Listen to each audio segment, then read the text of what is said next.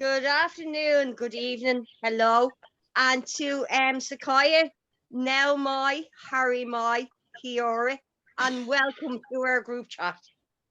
Well done, Claire. Hello, Claire. Just for Claire. However, I'm living in the United Arab Emirates, so I know, but I just had to try. We just had to try. That was lovely. Perfect pronunciation. Yes, thank you. Right, we are going to start. Last week, it seems that I've started with Sakaya is here. We're going to start with New Zealand, England. Are you not going to do the introductions? No, because I can't see this. Can we just talk about the first 70 minutes? Sorry, we're going to backtrack. With me tonight, I have Peter Burke, James Grennan, Matt Bolins, Sakaya. I'm not even going to attempt your second name, Sakaya. I apologize. And Peter Martin. We have apologies from Sarah and Richard and Danny. They might be a surprise video from them tomorrow. Ooh. And now back to the rugby. I apologize, I'm all over the place. Go on. Yes, go on. We are going to start with. I'm going to start with the New Zealand England game. Sakaya, do you want to start with that one first? Well, the start of it, I was sitting in my living room thinking, my God, finally they're playing like the All Blacks. And then, of course, we got to the 71st minute, I believe, and suddenly the All Blacks had flown the coop. I think the biggest surprise for me of that match was Smith kicking the ball out when they were at the end, to end the game, when they were a man up and they had all of that momentum. I just couldn't understand that. And I just thought that, and I asked this on a couple of the rugby groups that I run, if the shoe had been on the other foot, would we have done the same? And everybody was like, hell no, you go for the win. I mean, I think maybe it showed some respect that they chose to do that instead of, running with it. I don't know. I just thought it was such a surprising thing. And really that mindset, I do think that is a different mindset to what the All Blacks would have done under those circumstances. And to me, that's not a Rugby World Cup winning mindset to kick the ball out and to be happy with a draw, is it? I said naughty words, screaming them at my television when they did that. I know, me. Jesus Christ, what the fuck were you thinking, Sakaya? Holy fucking jeez, what the fucking fuck were you fucking thinking? Along those lines, Peter. But it made me laugh because before the match, EJ was going on, the All Blacks are there for the taking. And I sort of sat there and thought, well, I guess we aren't there, are we? At the end then. So, yeah. So it was an interesting match. I mean, I think it's going to come up, isn't it, refereeing? I think the refereeing was pedantically consistent for both teams. It annoyed me a little bit that he wouldn't let the game flow, that he was pulling up, he was penalising people that had nothing to do with where the ball was being played.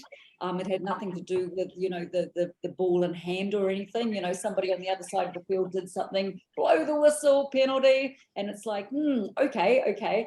But the teams, sort of wised onto that and they played along, with that, knowing how pedantic he is. But I think that's an eye-opener for everybody. French ref, we know where the Rugby World Cup's going to be next year. So I think all teams have to take notice of the refereeing that's happening at the moment. True. Peter Martin, no doubt you have stats for us for this match. No, the only stat I would actually say this evening, Claire, is 8 out of 10 cats prefer whiskers. But just coming back to that point about Marcus Smith booting the ball out of play, I saw on one of these Twitter pages I follow that it was up for discussion why they did what they did. Now, apparently this is quite detailed, but they gave an explanation as to why he did it. And effectively, Farrell is obviously key to the English team. And it was basically all down to the positioning of certain players at that phase in play, that Marcus Smith was disconnected from certain players that would basically generate a momentum to generate phase play. Awful complicated without basically having a look at stills of where players were, finding out where they were. But basically Smith, from recollection, was kind of almost middle of the pitch, but away from certain players. Like Marler was on the deck. Basically, apparently they have their kind of reset plays, a bit like when they go, like, you know, teams when they're trying to play to a particular part on the pitch, they have their go-to kind of players to get them there, and then they play from there. It's like a reset. It's the reset button. That would actually make perfect sense, Peter. Yeah, absolutely. Yeah. I know, it makes absolute sense. No, it does. It does. I'm not messing up. It does. From what you just said, that actually would make perfect sense for him to kick the ball out then, if that was the case. Well, this is what the explanation I saw. It was for me. I was like reading this and saying, "Crap, this is quite deep and complicated." But this same guy basically kind of backed it up. Now, again, it kind of flies in the face, but you know, yeah, I don't know. It was negative rugby to me. It was defeatist. It was still absolutely, like absolutely, like, you know, at the end of the day, if players are multi-skilled as they're supposed to be, the English players, for what it's worth, I don't believe they are multi-skilled. I think I think our own team, I think New Zealand, I think Australia are better footballers. They've better natural innate skills. I think the English players it's all based around brawn. I don't think they have the same level of skill sets as several other nations. They don't, Pete. I totally agree with you. And Zakaya, I agree with you as well. England are not an open playing team. They're not a free-flowing Fijian-esque team, although they'd like to think they are, but they're not. And Pete, you hit the nail on the head there. They're brawn up front, 1-to-8 team. That's the way they play it. Marcus Smith he's a great player, but I don't think he has the skill set around him in order for the game that he wants to play, which is probably not the way Eddie Jones wants it to play, and it's certainly not the way England can play. I think for just on that point, I think the way, like we saw was it in the last week or something like that, there was an article linking Ronan O'Gara to the top job. Yeah. Ronan O'Gara, Scott Robertson, and Steve Borthwick, who's coaching Leicester. And like, they make a big thing out of how Borthwick has got the most out of Leicester. The issue there is that the English don't really have the players. Everything is basically around, effectively, it's a glorified 10-man rugby is what they play. And I think, to be fair to Jones, I think this is really the fact that he's there as long as he is, and he'll be gone after in 18 months' time or whatever. I think it's basically kind of shown up the fact that the English system is bringing through extremely ordinary players. The skill level is just not there in certain positions, particularly in the back line. Henry Slade apart, I don't think England have an outside back worth a damn. No. You know, and that's what effectively, I think that's what really, you know, Jones is copying a fair bit of flack, but he's probably doing the best what he can with what he has. Yeah. True. Yeah. Ma, did you see the game?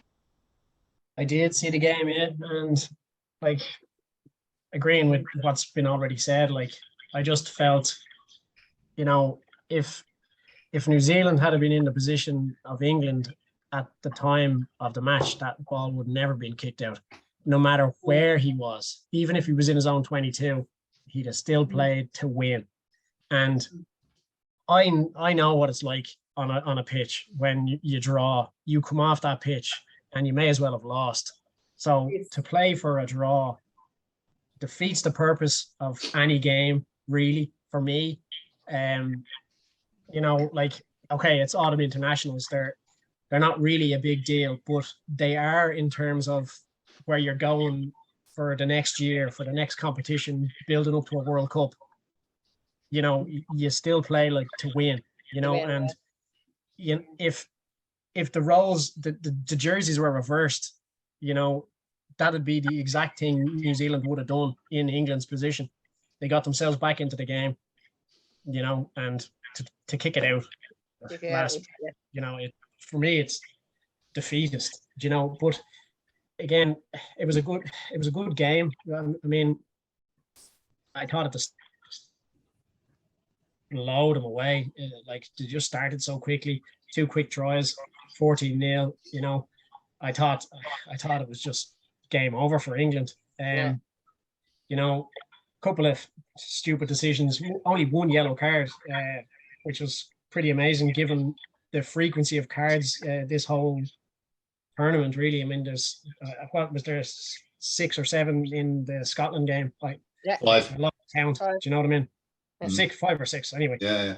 So the discipline was good, like, but I mean, just don't kick the ball out, like. Oh my, That's what that game is going to be remembered for. Even if there was good tries, or even if there was great play, it's going to be remembered for Marcus Smith kicking it out when they could have. Like, to be fair to Marcus Smith, like, he is normally a playmaker.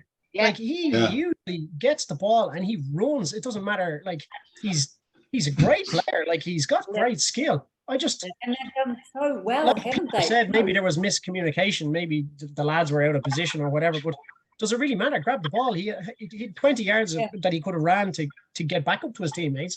I don't know. For me, To come back from being down like that and score those 3 quick tries in succession. Imagine if they'd won the game. Imagine if they'd been able to get close enough to exactly. And Zakaya, you said it perfectly. Like, the momentum was with England, and the fact that, like, if they had just kept the ball, they probably would have won the game easily. They would have gotten into the New Zealand half, probably pressurizing the 22, slotted a drop goal. Simple. Like, that's all it took. That's all it was taken. Yeah. It would have taken. But I probably would have even got a penalty just for a slot over. Do you know what I mean? I don't know. Thanks, Matt. James. Yeah, Great. I saw the game and agree with all the comments being said so far. Like, what, 14-0 after what, 7 minutes or something like that? I thought, this is going to be an absolute just demolishing of the England team. And Rico Ioane was on form, flying along. On 70 minutes, the score was 6-25 to New Zealand, and you think it's 10 minutes left. There's no way they're going to come back from that. But give them credit, they did. They came back, and again, it was just 25-25 at full time. But yeah, I agree with everyone. That was just a chicken shit decision. That was. Remember the game we had to win the Six Nations against France, where we had phase after phase after phase, and we won it with a drop goal. I was expecting an absolute. When we got to a level, I said, Jesus, lads, this is going to be great. The next 5 or 6 minutes here are going to be epic. And next thing, he kicks it into the stand. I thought, you little bollocks, you've robbed us of could have been an epic 10 minutes or 5 minutes of rugby, And I thought, fuck you. It's just chicken shit. That's all I can say about that game. Chicken shit. Peter, when you're finished stuffing your mouth. Right. Go. I thought James was going to waffle on for a bit longer. Sorry, just one of you has the scores. Did anyone predict a draw? Peter. Hold on. Peter Martin did, 100%. He said a draw. Did I? Would you shut up? Even Peter going, did I? No, hold on. Okay. England versus New Zealand, right? Here we go. Predictions from last week. Peter Martin said New Zealand. Sarah Duffy said England. Claire, you said New Zealand. Matt, you said New Zealand. Richard Holland said New Zealand. Danny Brosnan said a draw. Sorry, apologies. I knew somebody said a fucking draw. There you go. That's about. You may take a picture of that moment. That's probably the only time Brosnan will be right this side of fucking. Peter, that's why I thought it was you. I could have sworn the words came out of your mouth. I've never. I'm not that clever, and I'm normally shit at predictions.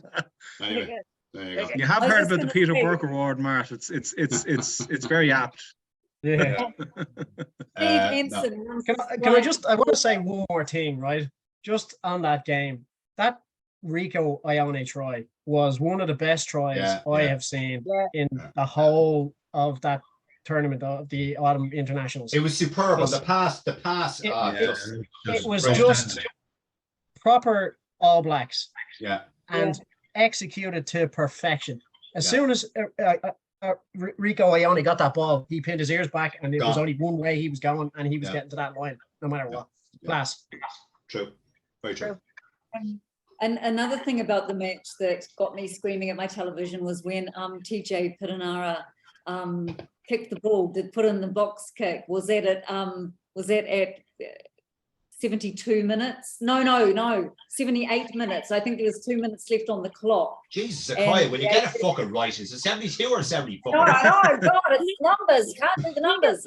2 minutes left on the clock, and he chooses to put in a box kick instead of holding on for dear life. It was like, what?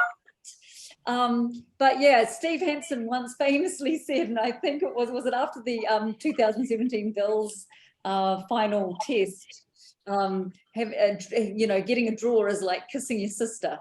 So for us, I can't wait to hear the end of this thing now. Yeah. Blame Hansen for that one, not me. Peter, do you want to say on this, or can we? What? The The New New Zealand Zealand England game? Yeah. Yeah. Look, everyone has said their piece. I agree with everything that's been said. I can't add any more, other than the fact that, yes, the kick to touch, as you said, Claire, and everyone else has alluded to, that's what the game will be remembered for, not the great English comeback, as they'd love to, frame it as that. It wasn't bad, but, Marcus Smith kicking the ball out. Fuck off. Anyway, there you go. I'm going to move on to the one that we didn't think would happen. Wales and Georgia. Georgia beating Wales. That was is it that Wales rugby is on the way down or Georgian rugby is on the way up? Claire, Claire, will I tell you? Sorry, Claire. Will I tell you who predicted what last week on this one? For that one, yeah. Go on. I Danny. know me and Sarah predicted Georgia. Hold on, will you? No, I know that one. Danny said Wales. Sarah, Claire, and Peter Martin said Georgia. Richard Holland said Wales, and Matt, you said Wales. There you go. And I chickened out. Chickened out. Okay, well then, because you chickened out, we're going to start with you. Did you see the game? No, I actually didn't see. I saw fucking none of it. I just So- saw so because that's- it clashed. I was watching the Scottish game, and hopefully see the spoofer fuck up, but he didn't. We'll come back to you on that. I'm going to throw it out to any of you. Did any of you see that Georgian Welsh game? No. No. Saw the highlights. I chose to watch the Scotland-Argentina match simply because I thought Wales were going to win. Even like a shit Wales should have beaten Georgia. But to get to what you said, is it Wales on the way down or Georgia on the way up? I think it's a bit of both. Wales have just been pretty shocking for the last while, but Georgia have been coming up, and like that, they've beaten two tier 1 nations now, Italy and Wales, and somebody else. Who the hell? Can't remember. Anyway, but fair play to them. Matt. Absolutely. And everyone. Sorry, Claire. I'm just going to ask a question. Here. Would Georgia be welcome into the Six Nations? Instead of I put- anyone? No, make it the Seven Nations. It's not a new discussion, but no, make it the Seven Nations. I'd have them in. To Georgia. Do they deserve to be there? Yeah, after the last few displays. Yeah. But again, we have that debate? Do we change from the Six Nations to the Seven Nations? Do you remove? Who do you remove? Like at this stage, I mean, I'm not being funny, but I'd actually pull Wales before I pull Italy now. Yeah. Which No, is that never happened. which is bananas, but that's never going to happen. I mean, Wales were there from the start when it was the Four Nations, but you see the problem with the whole scenario. I definitely think something needs to be done. Whether we do change it to the Seven Nations, I don't know. The powers that be in World Rugby need to decide that. I don't know what I'd prefer. I'm gone. And remember, South Africa want to join as well. No, thank you. Well, Russie's after it and what Russie wants. Rassie could go and fucking jump off a fucking cliff eating a bag of crisps for all I give a fuck. Fucking idiot. Sorry, Zakiah, I don't like Rassie at all. I got that feeling. Yeah. Fat Johnny Osmond. Fat Donny Osmond, yeah. So nobody really saw the Wales match, so I think we'll just move on. Yeah, move on. Go on, Claire. But where does it end? I mean, you bring Georgia. Look at Temporarily Portugal. lost Claire by the looks of it. Portugal are playing Claire's good gone. rugby. Hold on. That's a very good point, Zakiah. And like they've qualified for their first Rugby World Cup by drawing against America. And like the USA have kind of always, I think they've nearly always been at every World Cup. Maybe they might have missed one or two back in whenever, but they've been there for the last while. And Portugal have never been there. And to get that kick at the end showed real determination, and fair play to them. USA are no loss. Fuck them anyway. Like it. Rather see Portugal. Excellent. Well done. Go on, Claire. Sorry, I missed the internet. I didn't put my money in the meter this week. Yeah. I missed a bit. Okay. Since you've watched this, Scotland, the Scotland game, and the lovely Finn Russell haircut and suntan and everything else, Mr. Brooke, we know how you love Scotland and the lovely players of Scotland. We'll start with you on this one. Yeah, brilliant. Hold on. What was the score in that game now? Let me just have a look at my notes. 52-29. Yeah. A game where there was 5 yellow cards. Yes. The spoofer, Finn Russell, got man of the match, where in fact it should have gone to Darcy Graham. Player of the match, technically player of the match. I'm not subscribing to that fucking PC shit. I'm not PC at all, and you know that. Man of the match, Finn Russell got, but it should have gone to Darcy Graham. Yeah. It was okay. I mean, Jesus, like if Argentina were fit, they would have put up a bigger fight.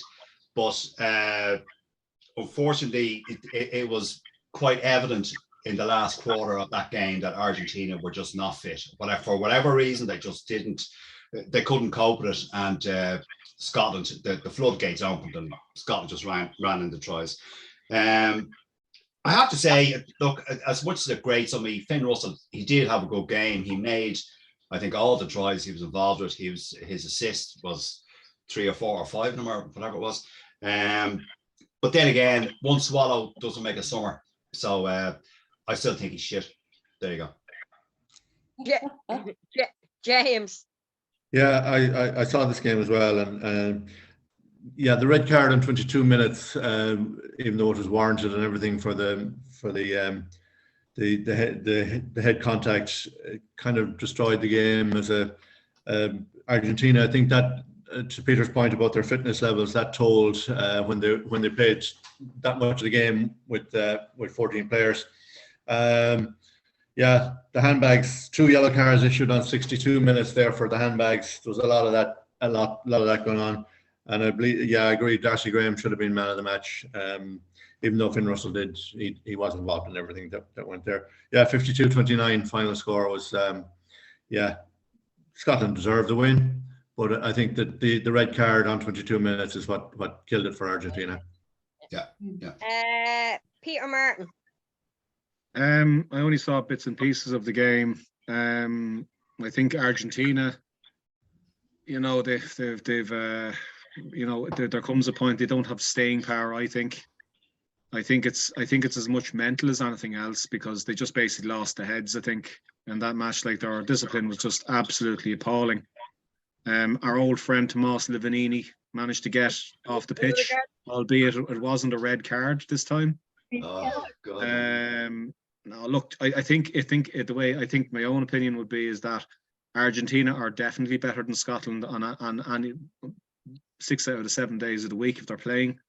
I think just the fact they're on their tour, they're probably worn out mentally, physically, the whole shooting gallery, and Scotland just picked them off basically. Now, don't get me wrong, Scotland played well. The spoofer and his mate, got it together and made some tries. But look, I think it's there's an there's an asterisk, a nice asterisk goes beside that Scotland win, because in discipline is everything, and like Argentina were pissing penalties. Simple as you can't do that at international level if you're going to be competitive. Simple as. Yeah. Thanks, Peter. Sakaya, did you actually get to see this match or highlights of it? And I mean, being from the Southern Hemisphere, where we have the 20-minute red card, when Kramer was given his marching orders, I knew it was just going to be such a tough, it was going to be so tough for Argentina after that. But those 5 yellow cards all came in the second half, remember? I mean, that was a lot of cards in a short amount of time. And at times, I mean, Argentina was stuffed, because at times they had, down to 14 men. 14 men was a blessing, because sometimes they were down to 13 men. Even weren't they down to 12 for? They went down. They were down to 12 for One a whole stage, yeah. thing. How can you play like that? You're going to get knackered, aren't you? So I really did feel for them. And I mean, after they beat us in New Zealand, and I mean, they played so well that day. And I think that, we all had sort of high hopes for them, because it hasn't been a disastrous tour for them like, some previous years. So we sort of, were hoping that they would take that game, because it's good for Argentina. They're isolated, they struggle a bit. And now, when they got removed from Super Rugby, and now their players are scattered all over, so it's a lot tougher for the team. So I did feel for them. Yeah. Thanks, Sakaya. Matt. Yeah, I watched the game, and as Peter said, 6 out of 7 times Argentina would have won that match. I think, given their performance in the championship, in the rugby championship, really kind of struggled for them, for their fitness, and obviously their penalty count was through the roof. Like that, they were down to 12 men for a whole 10 minutes of that second half. And I actually think if you take the score from that period of time, it was 7-all. That's savage. Fair play to Argentina. They defended the best they could, like with 12 men against 15. Scotland should have been fucking banging in tries left, right, and centre. So I don't think the score really reflects the true performance of Argentina. I think Scotland ran away with it at the end, just because the lads were out on their feet. As any team would be trying to fill a gap of 3 men. It's hard enough to.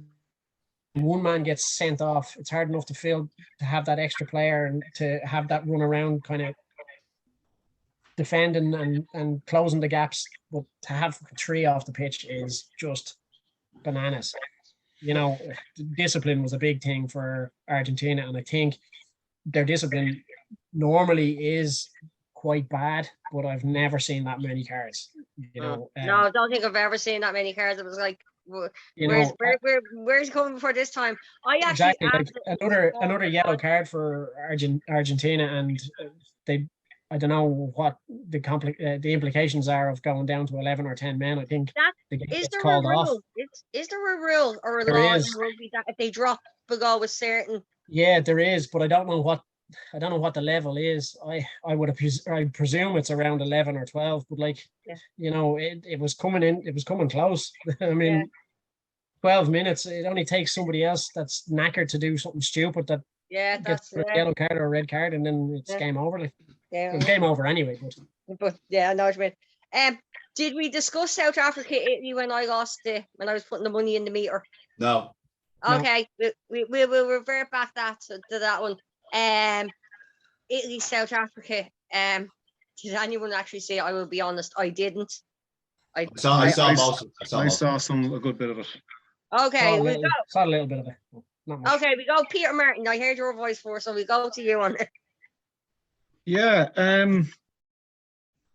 I think Italy took a leaf out of Ireland's book. They started off at 100 miles an hour, and they really stressed South Africa. They moved the ball around, moved the South African pack around, tried to keep the tempo up at all times. Now their own basic, they're just not there. You could see that there's basically a little bit of, you know, their standards, like those balls, and they're doing pull back passes. There was pull back passes to guys who weren't there. So there's just they were kind of, they were trying to do what we did against them, and they just didn't quite. They just weren't there. Like, I think, to be honest, as a general kind of comment on where Italy are, they are definitely improving under Crowley. There's no doubt about it. Like, there's a real purpose. They know what they're trying to do, and they're almost there as regards, you know, putting in some really impressive performances. But look, they just, in the end, Italy just couldn't keep it up. They were very competitive for a long period of time in the match, but like the scoreline really kind of doesn't do, I feel, the effort that Italy put into the match doesn't do them justice. Like, Ange Capuzzo's try was fantastic. There's a reason why he was crowned Breakthrough Player of the Year. Oh yeah, lucky. Dan Sheehan and Matt Hansen. Yeah, look, he did what he did against Italy, leading to that try for their, was it Pierre Bruno against Wales. Look, he's magic. Yeah. Do you know what I mean? He's a real attacking threat. He runs good lines for a small guy, light guy. He's very, very strong, quite powerful, but he's got great skill set as well. Look, at the end of the day, the South Africans did what they did. You know, they rung the changes in the pack. Their pack seemed to be a little bit more dynamic, without the likes of Etzebeth and some of the other players. They got rid of the bomb squad a little bit. The change, just basically in a general comment, their pack was a little bit more dynamic. There's a bit more speed to them, a bit more athleticism to them. Look, and it wasn't the ref's fault this time. No. I can see Peter Brooks' eyes digging into me on the screen there when I said that.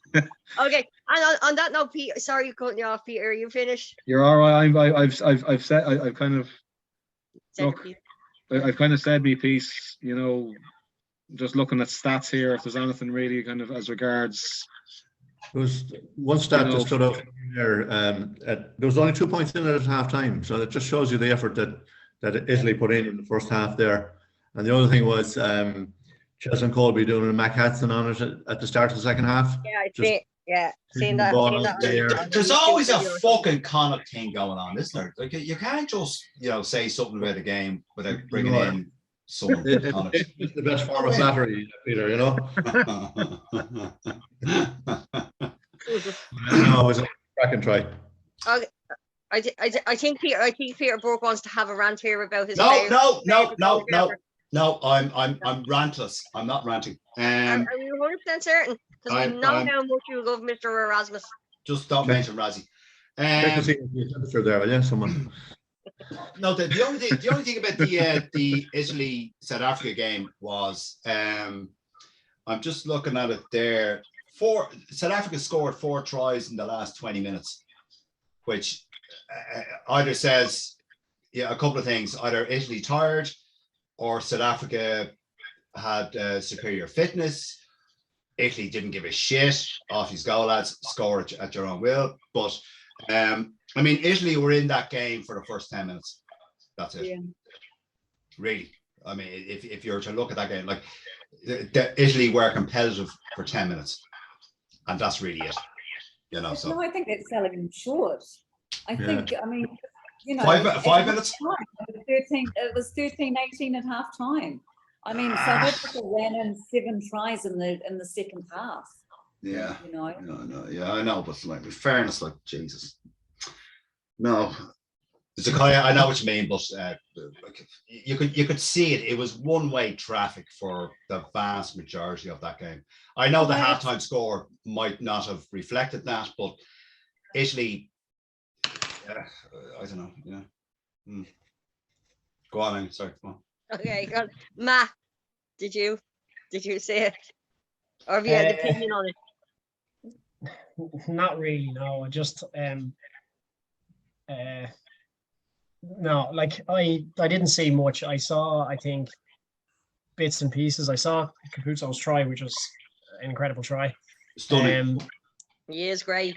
I clicked back on and it was coming up to half time and I said, Jesus, actually Italy are kind of doing well. And then I was off doing other bits and pieces. And then when I saw the score later, they were 20 points up or something. And I said, I'll forget about it. Like South Africa weren't going to lose at that stage. But I think it's worth to note though, Italy have improved massively over the last year even. Oh, even without doubt, yeah. The last Six Nations, their last game beating Wales, it just shows you they are on their way up. They've got a good system over there. I don't know who's responsible for setting it up. Conor O'Shea. Conor O'Shea, yeah. I know Conor O'Shea did big things over there when he was coach at the time. And Ian McKinley actually was he was kind of over there at that time as well, and he could have been part of that setup as well. So whatever they've done, it's certainly working. And I think over the next couple of years, like Capuzzo coming out of nowhere, and there could be a good few more of them coming through as well. And I think there'll be a team to watch. Actually, is Conor O'Shea still there? Is he still involved? He's not. He's involved with the RFU again. Yeah. I stand to be corrected. I'm 99% certain he's involved with the RFU.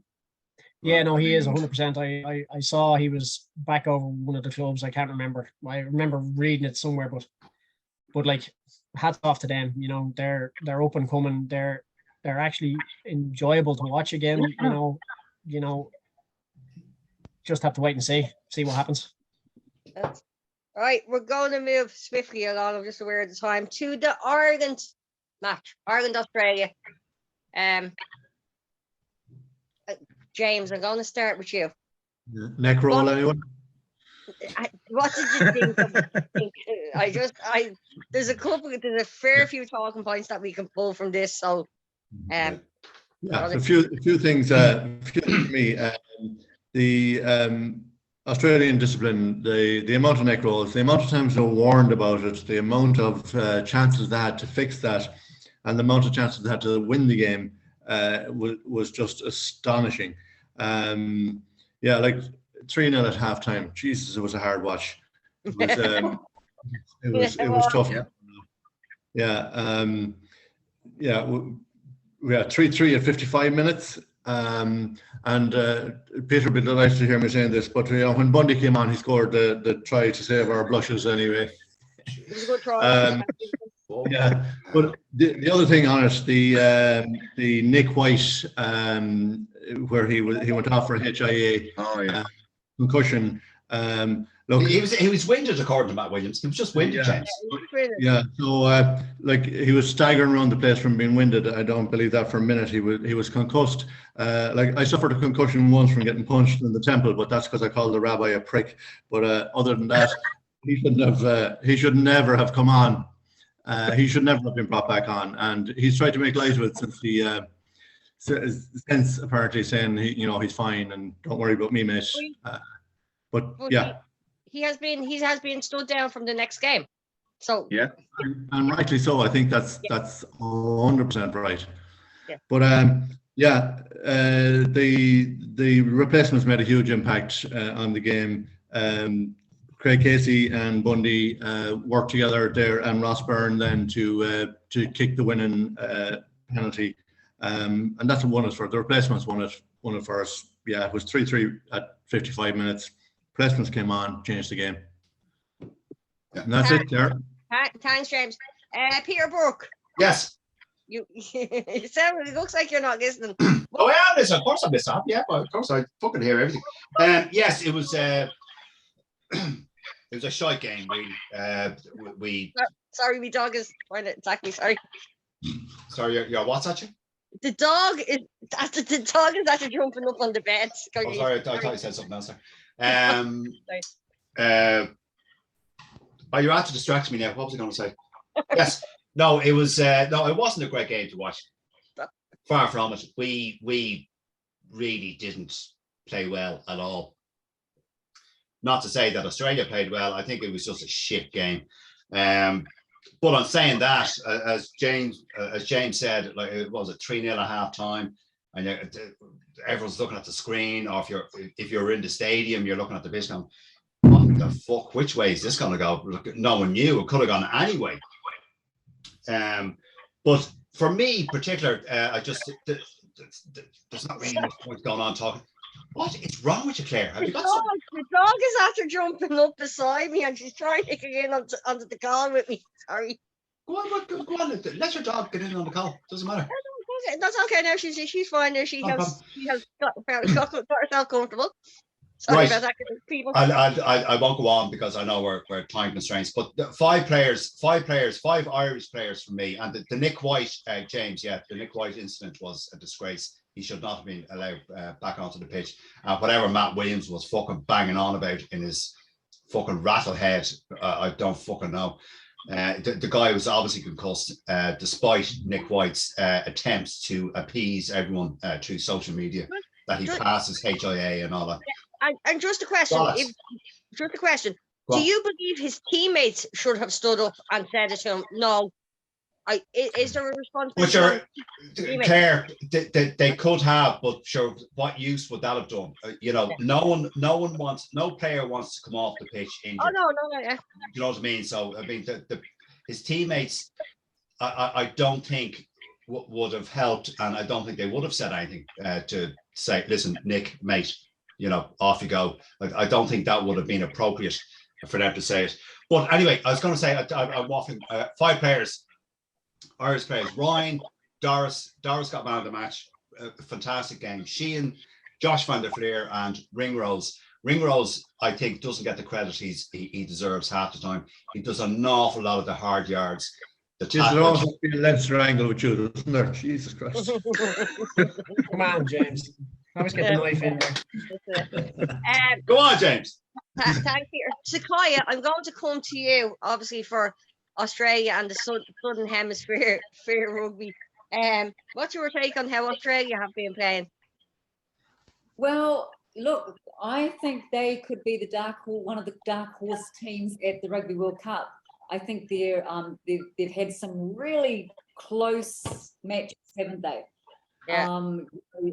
Quite a few matches, and there was that one against us as well in the Rugby Championship where, for all intents and purposes, they were winning. But then Foley mucked around and got penalised, and that led to a try. Notice he's been taking quicker kicks since then. But I think they've been unlucky. As you say, they didn't make enough of the opportunities that presented to them. So, I mean, they've got to take that on the chin. As far as Nick White goes, I remember a lot of New Zealanders saying the same about Mr. Sexton in New Zealand. Good point. Yes. And I remember a lot of Irish people saying, "Oh, rubbish! The doctors knew what they were talking about," and all this kind of stuff. So isn't it funny how it comes around? That's a good point, Sequoia. Very good point. But I would also like to say, I think what Claire said is really interesting about a player's not going to want to go off themselves, but what about their mates in the team? Are they doing any sort of, caring for each other? And I just hope that these guys that choose to stay on don't join any of those lawsuits against rugby unions, because I think that, that would be taking the mickey, wouldn't it? Yeah. You can say taking the piss, Sequoia. There's no fucking cops watching this fucking video over there. Maybe not over there now. Okay, Matt, did you? Did you have your say on this one? Not yet, no. I don't think it was a shit game. I think it was a very tough physical game, and you got to put it up to Ireland to say that, for the fact that for the whole, pretty much, I'd say 37 minutes of that first half, they were under pressure and defending. Ireland were. Yeah. They were throwing the kitchen sink at us. Yeah. And they held up and kept them to a 0 score. It's just phenomenal to soak up all that pressure, to defend like there's no like it was just unbelievable. It was a tough watch because of such defensive structures and such attacking plays.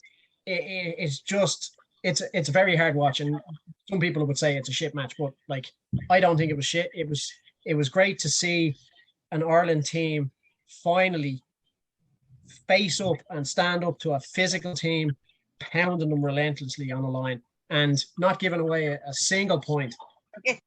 For that first half, for me, was I've never seen Ireland do that. Like normally, Ireland of past and years ago, to come across and to face up to something that physical, they'd just bowled over. Maybe 20 minutes, 40 minutes, they were defending, and my hat is off to them completely. Not one man on that team even throw his body on the line. Fair point. Discipline on both sides was atrocious, right? I've never seen so many penalties given away in a match. And I think it was actually 12 penalties each for Australia and Ireland. So, like, that's just incredible. Another mention is, like, Australia had so many injuries in that match that, you know, when the time came for the whole Nick White controversy, I don't think they had any more subs to bring on. They had no choice. I'm not trying to say they did the right thing. Clearly they didn't. And the whole issue of concussion is a big debate. And Zakaya kind of touched on it there. There's serious court cases going on in France and across world rugby. There's definitely cases for a lot of players from Ireland. You know, I'm not going to name any names, but there's definitely cases that could be brought up. Go on, name names. Come on. Shut your fucking mouth.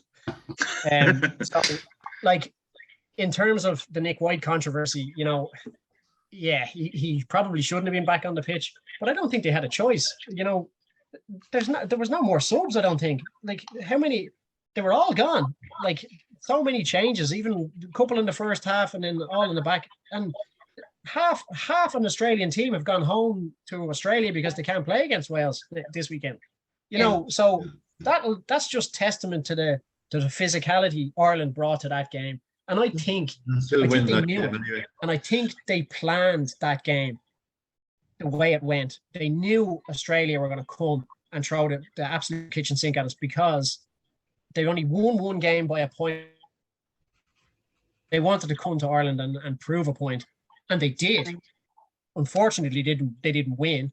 We just out-defended them, plain and simple. And it was great to see Bundy getting a try when after. Don't mention Bundy, Jesus! No, like, fucking give James Grennan a fucking horn. Fuck off, Peter. Seriously, like, Jesus Christ. Bundy is a great player. I don't care what you say. He is physical. He never backs down from anyone. You know, sadly, he's gotten a couple of red cards because he's gone high on people. But, like, he is such a physical man. And, like, when you see the red cards he's gotten, they're all against bigger players than him. Do you know, like, Matt, I was going to say that. But yes, Aki is a good player. He's great in the centre of the park. But is his downfall the fact that he is a bit of a card magnet? Yeah, well, look, I mean, Jesus Christ. I used to lose my shit on a fucking rugby pitch as well. I got so many yellow cards. Like, I mean, you know, it's hard to play a physical game and not lose your shit. Like, you know, it's just, I like Bundy Aki. I think he's great, and he brought the physicality to the same and have it for a good while. You know, I don't think that. Yes, like, he did well. But does McCluskey and Hume not bring the same thing? McCluskey, you see, this is the whole thing, and I've been saying this for God knows how long. McCluskey was always overshadowed, and I don't know why. He was just always not brought on to a team, and it's only now they've started, like, Andy Farrell has started bringing him on. He was always there or thereabouts, but always sadly lost out to the other guys. And that's the great thing we have about our centres at the moment. We've got so many different centres to choose from that when one gets injured, there's an easy replacement. I just want to point out as well, like Ross Byrne was called up to that squad, right? And he wasn't even in the panel, I don't think, and was named on the bench because Sexton was injured, blah, blah, blah. Like, he only pulled up just before the match because Crowley ended up wearing his bloody jersey. Yeah. Fair play to Crowley. He played well. You know, I don't think he's the answer to the problems after, but he's certainly one to look at and maybe nurture to be able to do it. But I just want to say, fair play to Ross Byrne. Like, he had no games, came on to kick the winning kick and nailed it. And he made that decision. If you see him, he didn't even ask James Ryan. I'm going exactly. for it. But that's the thing. Like, for him to just come on so confidently and go, right, I've got a fucking job to do, whether in here in the first place and I wasn't, blah, blah, blah, whatever. He came on, fucking took that kick, nailed it, and won the game. You know, that takes fucking serious stones. Do you know what I mean? Yeah. And fair fucks to him. Right. But like, as you said, Peter, there's so many players played well. Doris was phenomenal. Van der Fleur played a great game. You know, it was just across the park. You know, defense wise was just unbelievable. You know, and the possession percentage for Australia was like 61% in the first half and 51% in the second half. Like, do you know what I mean? Yeah. They were throwing the kitchen sink at us, and fair play to the lads. Okay, right. Gonna kind of go back to this week's match. This week's matches. Bit of a strange one. We have internationals and we have URC back, which is a bit of a first time I think that has ever happened. For the internationals, you have England and South Africa, and Wales and Australia, and then for URC we have Leinster versus Glasgow, Munster versus Connacht, and I believe Ulster are playing Zebra. Thank you, Peter. No So we will. Do we want to do predictions, or do you just want to? I'm going to go to James actually. James, Connacht, Munster.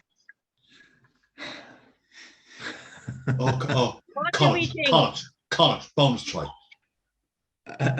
I would hope we'd have that, but Thomond Park's a very hard place to go to. We've done it before, but it's a very hard place to go and get a result. And if it was 3 or 4 weeks ago, I would have said, yeah, Connacht's going to win that one because Munster were shite, but Munster are starting to come good now. So I'm going to say draw. Okay. Matt Boland, what do you think? I think Munster are going to win. Think Munster are going to win. Peter Martin. Hold on, Claire. Sorry, hold on one sec. Sorry, hold on, Pete. Sorry, James, did you say Connacht were going to win that? Draw. All right. Okay, hold on. I'm taking note here. Draw. Right. Take no quicker. Would you shut up, for fuck's sake? Sorry, Matt, did you say Munster? Matt is going for Munster. Okay, go on, carry on. Peter Martin. Yeah, I think the momentum, like we've spoken before, how rugby is a game of momentum, and once there's a bit of confidence there, I think Munster have gotten huge confidence out of that win against South Africa A.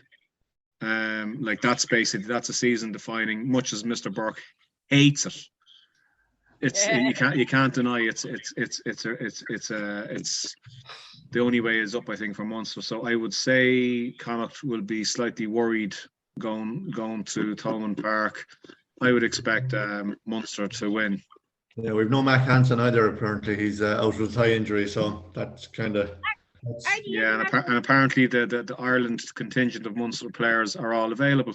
Yeah, that's I was going to ask that question. Are the internationals allowed back?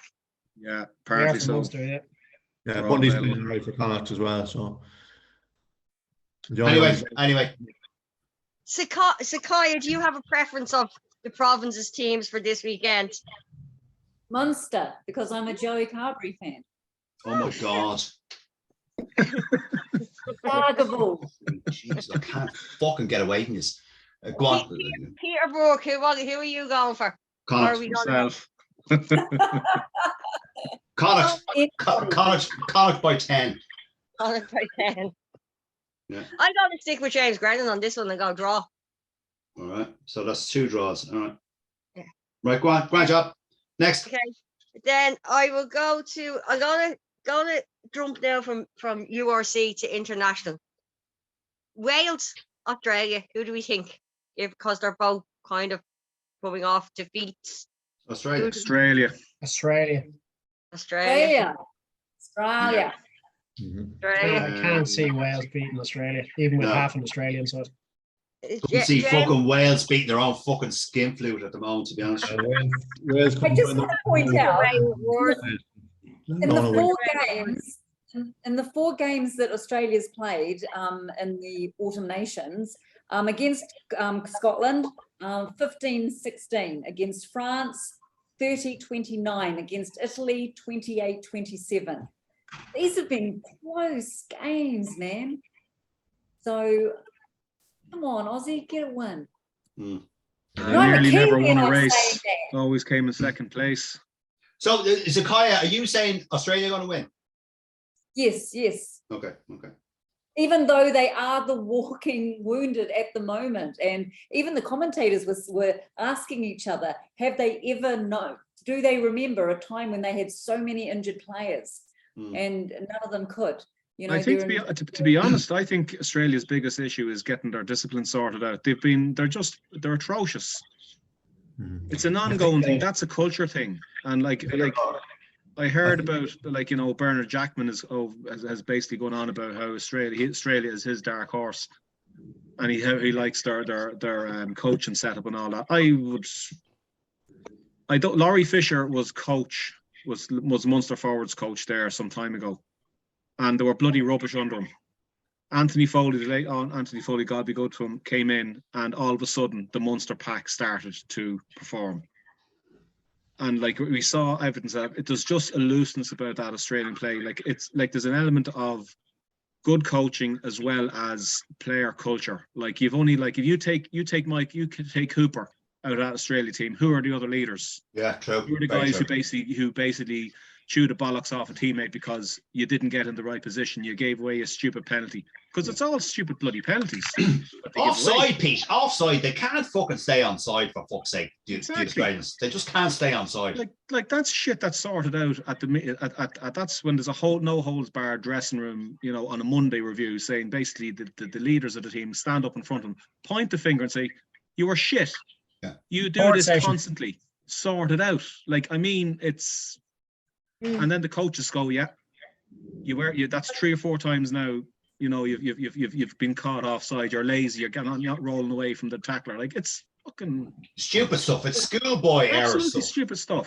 Absolutely, but there's also some negative, some sort of cynical stuff that's creeping in, which I remember the Chiefs also doing when Rennie was their coach. There was a very famous incident, the Chiefs versus the Hurricanes. And, the Hurricanes, they were really taking it to the Chiefs. And the Chiefs were, one of the top teams in Super Rugby at that stage. And I can't remember what year it was. And the Hurricanes were really dominating their pack. And then all of a sudden, a prop after the medic comes on for something, a couple of minutes later, a prop goes down, uncontested scrums from the rest of the match. And I can't even remember who the Hurricanes coach was, but he was ropeable afterwards and said, that was planned. And ever since that moment, I've sort of thought, I don't want that creeping into the All Blacks, So I'm just not a particular fan. I think even with the Australian indiscipline, they're playing Wales. If they get 4 red cards in the first 20 minutes, they're still going to win that game. Right, so apologies, Dave. Apologies to my friend Dave, who is a Welsh supporter. Sorry, Dave. So are you going for Australia, James? Yes, I am. Yeah. Okay. Fair enough. Good job. So 1, 2, 3, 4, 5, 6. Yeah, the 6. 4, yeah, 6 was there. Right, go on. Next. It's Dad's army that Wales are wheeling out. Did you see what Sam Warburton came out and said about the regions? Basically that they need to liquidate it and start again. Yeah. Absolutely. He's not wrong. He's not. He's bang And on. it's sad to see, isn't it? Because they're such a proud rugby nation. It's not nice seeing them in this. It's not nice seeing such a nation. Like they won the 6. They were there or thereabouts. They have been there or thereabouts, and now like they're shit. They were good. They're shit. Yes, I know they were good. Zero talent coming through. We've seen that on the under-20s. They just have nothing. Nothing coming through, yeah. Every team goes through this. We went through it. We went through it, yeah. The mid-90s, the mid-noughties. Every team got New Zealand go through it, Australia, South Africa. Every team peaks and troughs. Wales are in a trough at the moment. Speaking of South Africa, England. Oh, this is the game. Yeah. Is this the game of? What was it? Was it the last time they met? Was The final.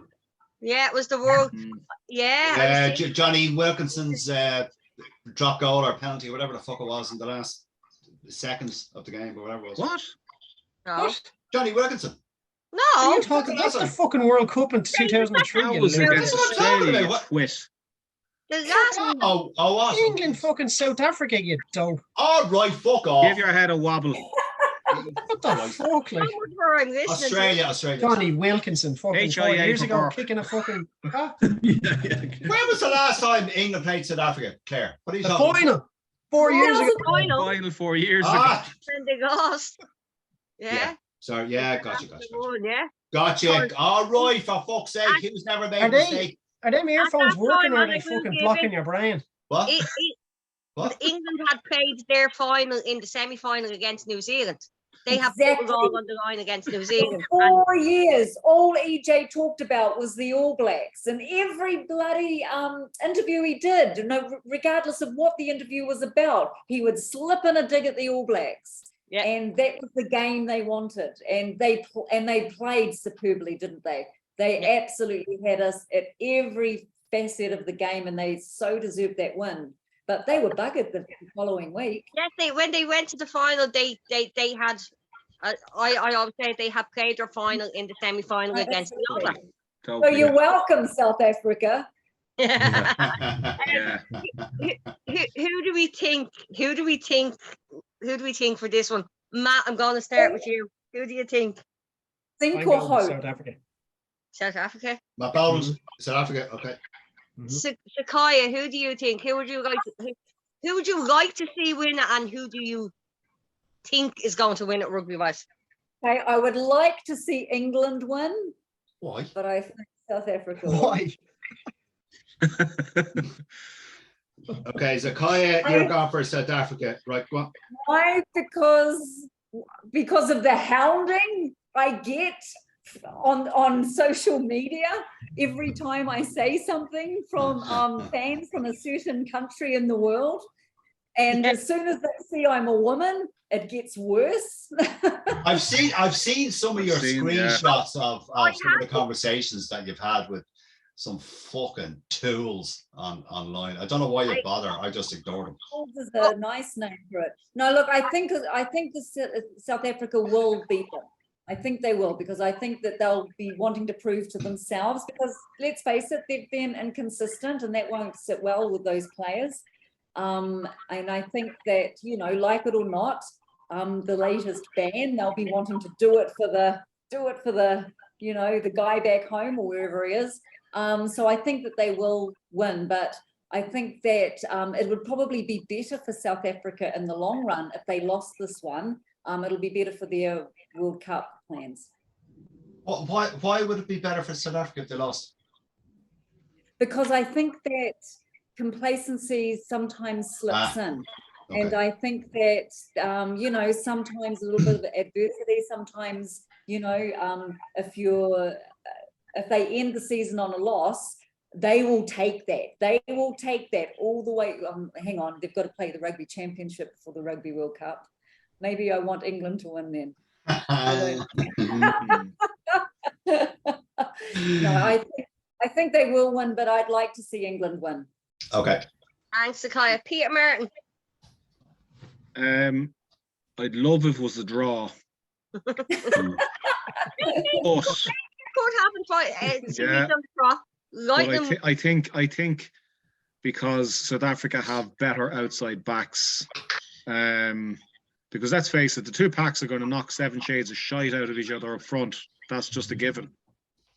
It'll be ugly, but I do think South Africa have the better outside backs. Like they've got some like that. This is, and I got into a spat with a Safar fan as well. Like the whole thing is like, you know, they've got fantastic outside backs and they don't use them the way they could and should be used, I feel. But look, you know, Arenze, Colby, you know, Wilmsa, fantastic players, really good players, really good ball players, clever, intelligent players, like, you know, capable of playing stuff off the cuff. A better brand than what they're currently playing at the moment. So I would be of the opinion that South Africa will probably take it by 14 points. Okay. Ooh. Wow. Wow. I'm Peter. Good man. James Grennan. Who do you? I think South Africa will win this. Marcus Chicken Shit Smith is at 10. I think South Africa will win that one. Do we have any idea who the ref is, so we can start blaming, so the South Africans can start blaming them now? Hold on, I'll have a look. I'll have a look and see if it's Can I just say, right? Let's hope it's Frank Murphy. When you were talking there the last time, you said that joke about the rabbi, and the punchline was the exact moment that Peter Burke was taking a drink and he nearly swallowed the can. It was fucking excellent. Fair play to you. Thanks, man. Grennan is known for these off the quip comedic moments. Yeah. Hold on. I'm Okay. assuming you're. I'm going to say I'm assuming you're going for South Africa, but I don't know which. I don't know what you're going to come out with when I ask this. No, but question. to be honest with you, Claire, I don't. England, South Africa. Who's the ref? Angus Gardner. Angus. Australian. God, another Australian. He's Australian, yeah. There So you I know. To be honest with you, Claire, I would also hope it's a draw. I don't know which team I dislike more. yeah, it's. I don't You know. know. I don't know who I want to lose more. So it's kind of gone. Yeah. Yeah. It's that. Yeah. So I don't know. Draw. Okay, draw. About the final. I have just realised I missed the most important match of the weekend. Go on. Leinster versus Glasgow on Saturday. Lesser. No, boring. No. Let's not talk about that. Hold on. Let's hear James Grennan's critique of why Glasgow are going to win. Okay, come on, James. Why are Go Glasgow going to on. win? Go on. The stage is yours, James. Go ahead. I don't think Glasgow are going to win. Oh my God! What the fuck was that? What happened there? Jesus Christ! Yeah, I think if Leicester put out their third string team, they'll still win it. To be honest. Do we think, and as a question, do we think Leinster will hold back some players due to the fact that we have the Ulster Derby next weekend in Georgia? Yeah. And you have a big match on the 1st of January as well. They'll be holding And players we have back. a big match on the 26th down in Munster as well. And the 18th of December. Who are we playing on the 1st of January? Who playing on and then we have Champions Cup. So while no disrespect to Glasgow. No, but are we playing someone important on New Year's Day or something? There? Yeah, you're right. I think we're playing that team from the West. Leinster A. Galwegians or something? Or what are we doing? Or was it? I don't know. No, Sakaya, this is the rubbish I have to put up with every weekend. The only non-Leinster player or non-Leinster person on the I have to hold our side up, you know. Okay, I've just become aware of the time. I think we're on over an hour at this particular moment in time. We are just over an hour. Jesus Christ, yeah. Can I just say one thing? Okay. Three really awesome wins last weekend. Tonga over Uruguay, Yeah. Yes, yes. Samoa over Romania and Fiji over the French Barbarians. So it was really good to see the Pacifica teams doing well. Yeah, that is great. Thank you, Sakaya. Just the World Rugby Awards in Monaco last week. Ruby Tui, I have to say, she is She's a fucking legend. She Absolute. is a breath of fresh air when you see her interview. She was standing there going, it's like, why am I getting this? I just play rugby. It's like she doesn't realize how good and how brilliant of a player she actually is. She's brilliant. She's absolutely brilliant. Yeah, Peter Martin, I think you said that you said that before about her. She was a breath of fresh air, didn't you? Yeah, Yeah. I just loved her interview on the pitch, and she had the whole crowd singing. Oh, That's just magic. Yeah. I can you loved that. imagine Absolutely Champagne loved doing it. that? But just Yeah. it was a feel good moment. Yes, absolutely. Yeah. And she's just so down to earth, isn't she? Yeah. Very matter of fact, yeah. Yeah, and Capucho getting breakthrough player of the year. Fair play to him, even though he was up against the Irish. He is the best breakthrough player of the year, and I believe will be a very good player in the years to come. He's great hair. Okay, and what has that got to do That's a with jealous with comment rugby? from Burke. I actually It think is that- because I'm and obviously, Josh Van der Fleer and Terry Kennedy for seventh. Did Yeah. anyone think Terry Kennedy was going to? no. No. Total surprise packet. Right. And then team of the year, we had four. Four Players. players. Yeah. And was a cop-out. we were the team with the most players in it. Yeah. Was there any? What, sorry, go on, Zakai. I thought that was a cop-out. What was a cop-out? The dream team of the year. I mean, it's a Rugby World Cup year. Can you imagine next year if they do the same thing and have a dream team of the year instead of giving it to whoever wins the Rugby World Cup? It wouldn't happen in a year where there's a men's World Cup. That would never happen. Are you just going mad because there was feck all New Zealand players on that world team of the year? No, I didn't even. You are. I didn't No, even- you are. I know you Well, are. I thought it was a cop-out. Artie was. I will say it. Devea wasn't in it. Okay, we know he missed out for player of the year, but Oh, Artie. wasn't in Artie, team. yeah. of the year. Now, Zakaya, in my defense, no. I did put up a post saying, where is Artie in the World Player of the Year nominations? Yeah. I did say that. I was surprised. And also for even, the two of them. No, look, so many people. I mean, even South Africans have been saying, that Sevilla not being nominated. It's like, what? Yeah. Yeah. Just Have him in the team over that tug Matera anyway. Yeah. Come here, guys. If we don't stop now, we'll be into next Geez. week. Yeah, go on. Yeah. No, Sorry. that's what I was thinking. Has anyone anything else they would like to say? Peter, would you like a rant before we hang up? No, I just want clean underpants. Okay, that's what we want for you too. yes. I would Thank you. like. Okay, I'd like to thank all my rugby friends. It's great every Wednesday you cheer up to the two Peters, Matt, James, and Sakaya. It is a pleasure as always to have you on the show. We hope to have you again, and it's a pleasure to listen to such a knowledgeable female about rugby, because usually it's, as you said, you get the same thing that I get with the thing. Thank you so much for appearing. Thank you everyone for listening, and I'm sorry for the rant and the waffle.